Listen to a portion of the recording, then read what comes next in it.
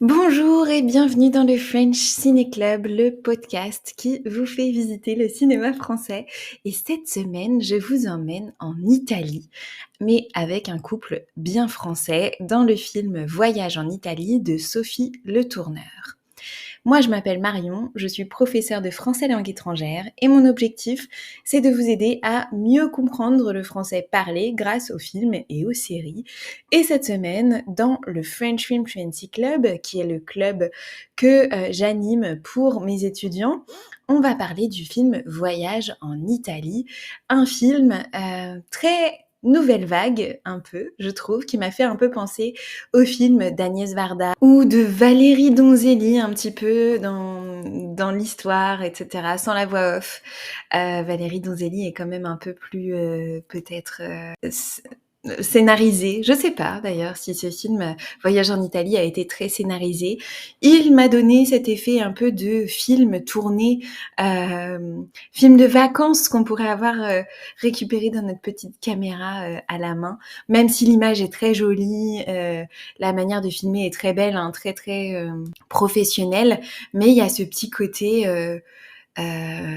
brut dans le montage qui garde toutes ces conversations peu écrites, on dirait, en tout cas des conversations qui ont l'air très très naturelles, qui étaient très intéressants. Je vous raconte l'histoire de ce film, c'est l'histoire d'un couple.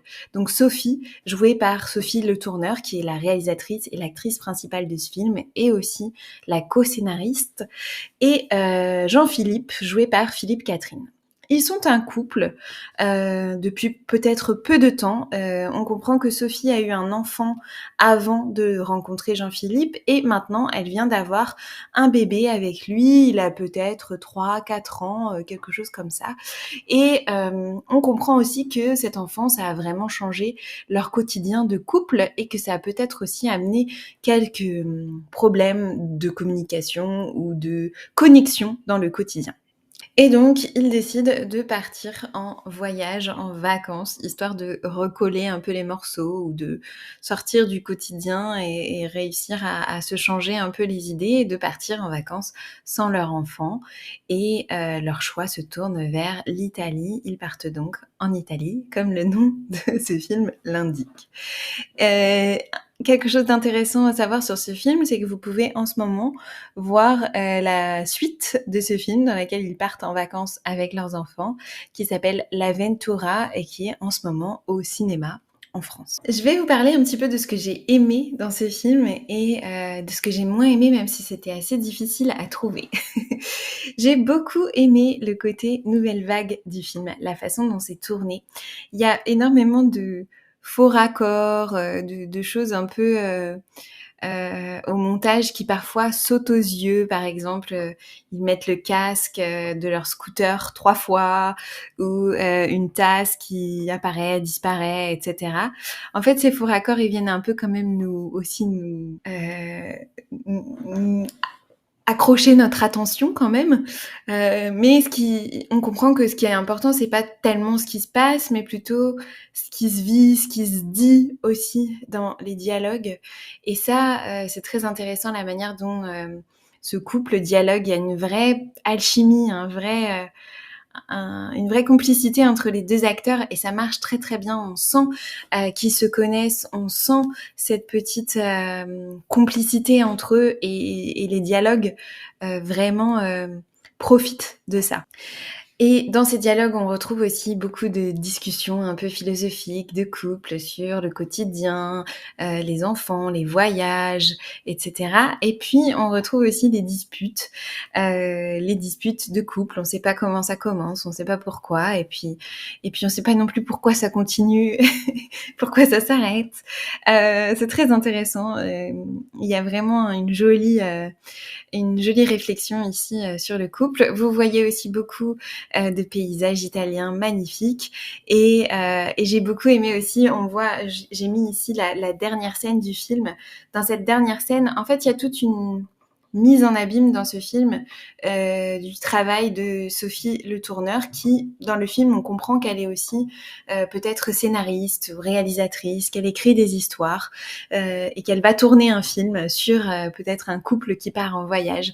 Et donc, à la fin, ils sont en train de re-raconter leurs vacances dans un magnéto avec leurs souvenirs. Ils réexpliquent leurs souvenirs et ensuite, on voit les images, nous, tournées sur place. Mais il y a aussi toute cette question sur comment on se fabrique des souvenirs. Est-ce que vraiment c'est ça qu'on a vécu ou est-ce que c'est ce qu'on se raconte?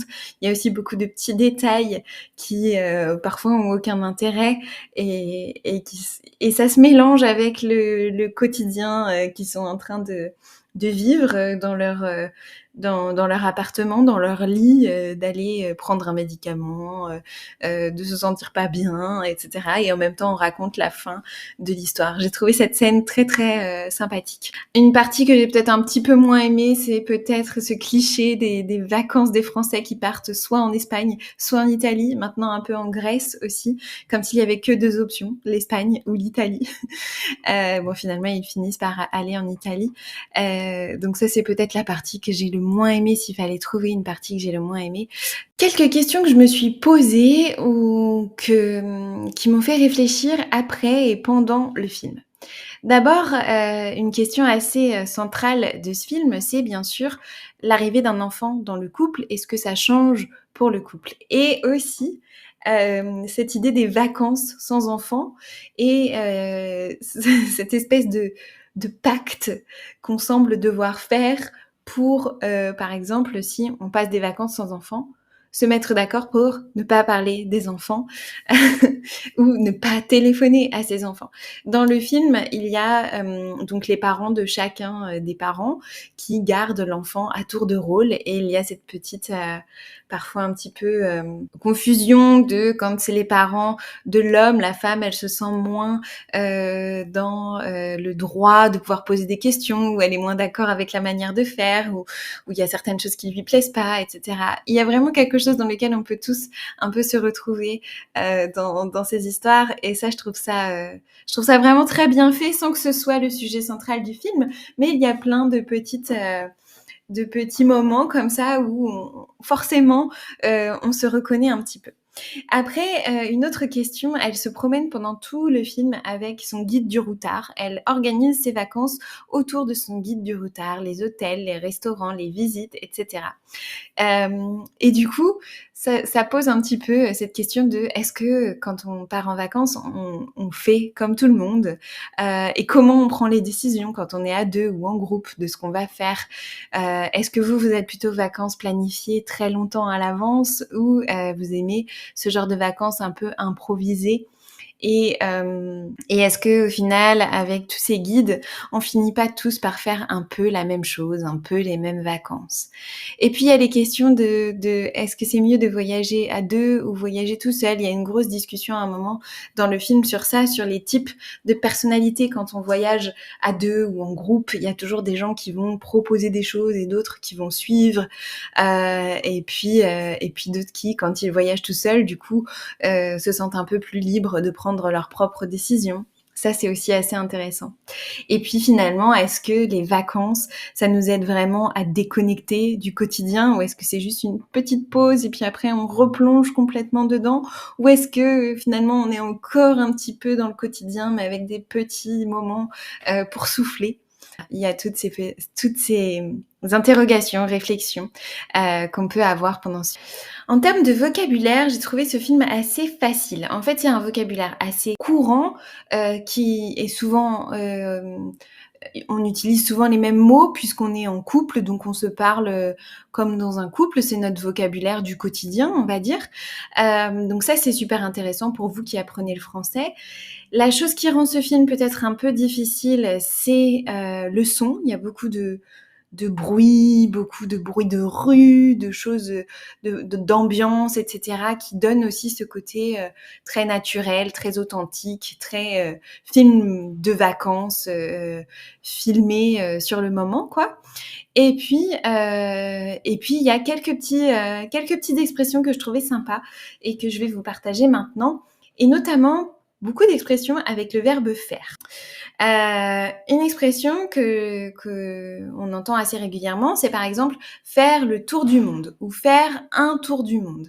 Ça veut dire aller visiter tous les pays du monde, on va dire faire un tour du monde. Une autre expression qu'on entend très souvent et qui va être un de nos sujets de discussion dans le club ce mois-ci, c'est faire un pays. Par exemple, on entend ici à un moment dans le film, j'ai fait la Sicile en solo ou on a fait Vulcano. Il y a beaucoup d'expressions comme ça avec faire plus un pays ou un lieu de visite touristique, etc. C'est un peu bizarre pour moi cette expression. Je l'ai toujours trouvé un peu étrange, faire un pays. Il y a un côté qui me plaît pas beaucoup. Et donc, c'est une discussion qu'on aura dans le club. Mais n'hésitez pas ici à me dire dans les commentaires si vous avez des expressions similaires dans vos langues. Faire un pays. Je trouve ça assez intéressant d'un point de vue consommation touristique, on va dire. Une autre expression avec faire, c'est faire de la muscu, qui est faire de la musculation, faire de la muscu. Et dernière expression qu'on utilise peut-être plus souvent dans la vie de famille ou dans la vie de couple peut-être, tu m'as fait la gueule, faire la gueule, se faire la gueule. Donc faire la gueule, c'est en général faire la tête, être fâché, mais on peut aussi faire la gueule à quelqu'un, ça veut dire être fâché envers quelqu'un, contre quelqu'un. Tu m'as fait la gueule, tu me fais la gueule, tu es fâché contre moi. C'est une expression très très courante, pas si vulgaire que ça, mais qu'on va quand même utiliser plutôt dans un cercle familial ou de proches. Rarement on va dire à son patron tu me fais la gueule. Il y a quand même un côté très familier dans cette expression. Et la dernière expression, c'est à quoi bon. À un moment, Philippe Catherine utilise cette expression. À quoi bon, comme pourquoi faire, quel est l'intérêt? Il n'y a aucun intérêt de faire ça. À quoi bon aller boire un verre? Quel est l'intérêt d'aller boire un verre à cette heure-là? De toute façon, rien va se passer. J'aime bien cette expression, à quoi bon. Comme je vous le disais, les étudiants du club vont avoir l'occasion de travailler sur ce film cette semaine. Et pour ça, je leur ai préparé des contenus qu'ils vont pouvoir faire en autonomie, sur lesquels ils vont pouvoir travailler en autonomie. Ils vont commencer par la transcription à trous d'un extrait du film Voyage en Italie. Je leur ai préparé la transcription et le timing pour retrouver l'extrait dans le film. Et donc, ils vont devoir retrouver certains mots en écoutant l'extrait de manière très, très, très attentive. C'est un exercice qui est très bon pour développer l'écoute active et développer l'écoute active et améliorer sa compréhension du français parlé dans un environnement authentique. Ensuite, ils vont faire une petite exercice de shadowing sur une phrase que j'ai beaucoup aimée où elle dit « je me barre de cet hôtel ». En fait, elle dit « je me barre de cet hôtel ». Je me barre de cet hôtel. Je leur ai préparé la séance de shadowing, un peu expliquée, un peu décortiquée. Et ils vont devoir s'enregistrer, le poster sur la communauté et ils obtiendront un retour de ma part. J'ai préparé également une petite présentation de Philippe Catherine, qui est un acteur ou un personnage, un artiste que j'aime beaucoup. Et donc, je leur ai préparé une petite présentation vidéo pour leur expliquer la carrière, le parcours de Philippe Catherine, les films dans lesquels on peut le voir, etc. On va discuter de charge mentale dans le couple et on va parler aussi conséquences, comment exprimer une conséquence. Et donc, on va utiliser la charge mentale pour ça, pour réviser les conséquences. Donc, un peu de vocabulaire ici. Et puis, comme je vous le disais, j'ai un peu de mal avec l'expression faire un pays et donc je leur ai trouvé un article qui parle très très bien de ça, un article un petit peu long mais j'ai sélectionné une partie, ils peuvent lire l'article en entier bien sûr. J'en ai sélectionné une partie avec une aide de vocabulaire et puis ça permettra, j'espère, de lancer la discussion sur ce sujet. Pour les membres du club qui ont accès aux archives, je les encourage à aller réviser les expressions de cause qui vont bien venir complémenter les expressions de conséquence. Et voilà, les membres du club, comme vous pouvez le voir ou l'entendre, ne sont pas en vacances. mais ils ont la possibilité de travailler leur français sur la plage s'ils le veulent, s'ils sont en vacances bien sûr, et de faire les exercices qu'ils veulent à leur rythme. Si toi aussi tu es intéressé pour venir travailler ton français sur un film chaque semaine, tu peux rejoindre le French Film Fluency Club. C'est un endroit dans lequel je prépare chaque semaine des contenus sur un nouveau film, une nouvelle série, parfois aussi une émission télévisée. L'idée c'est de pouvoir s'immerger dans la culture française parce que toute cette compréhension de la culture, c'est ce qui va vous permettre aussi de mieux comprendre le français parlé dans la vraie vie. C'est un programme hybride, ça veut dire que vous avez des contenus, des exercices pour pouvoir travailler vraiment en autonomie, quand vous voulez, quand vous avez le temps, selon aussi vos fuseaux horaires. Et puis, on a quand même des événements où on va se retrouver tous ensemble sur Zoom pour parler une fois par semaine.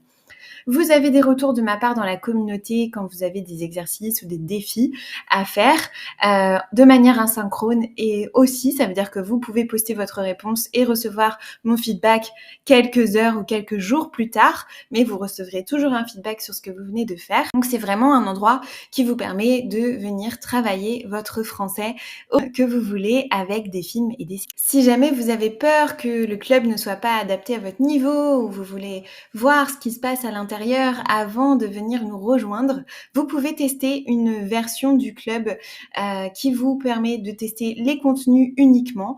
Je vous ai préparé quelques anciens contenus du club qui vont vous permettre de comprendre la méthode, comment on travaille, qu'est-ce qu'on travaille quand vous rejoignez le club. Vous avez différents types d'exercices à faire pour vous permettre de comprendre un petit peu la méthode Clap Français. Tout ça pour uniquement 17 €, ce qui vous permet de tester le club à moindre prix sans vraiment risquer quoi que ce soit. Et si ça vous plaît, ensuite de nous rejoindre dans le club qui est un abonnement mensuel sans engagement. Vous pouvez venir pour 1 mois, pour 2 mois, ou venir aussi vous engager pour 1 an si vous voulez vraiment faire des progrès dans votre français. Voilà, je vous souhaite en tout cas une très bonne semaine, un très bon week-end. J'espère que vous regarderez le film Voyage en Italie, et si c'est le cas, n'hésitez pas à me dire ce que vous en avez pensé, et je vous souhaite une très très bonne continuation avec votre apprentissage du français. À bientôt pour un nouvel épisode de ce podcast.